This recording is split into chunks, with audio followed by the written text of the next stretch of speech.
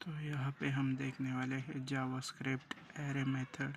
In JavaScript array, there are used to store multiple values in a single variable. They are used a type of object and can hold different data types like number, string, object and even other arrays.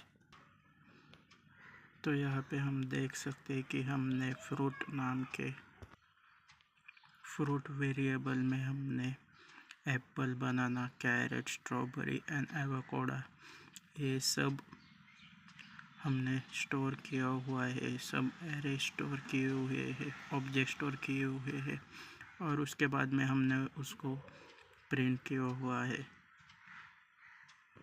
और उसके बाद में अगर specific array में से object चाहिए होगा तो हम उसको उसके इंडेक्स से दर्शाएंगे और उसके बाद में उसका आउटपुट हमें मिल जाएगा।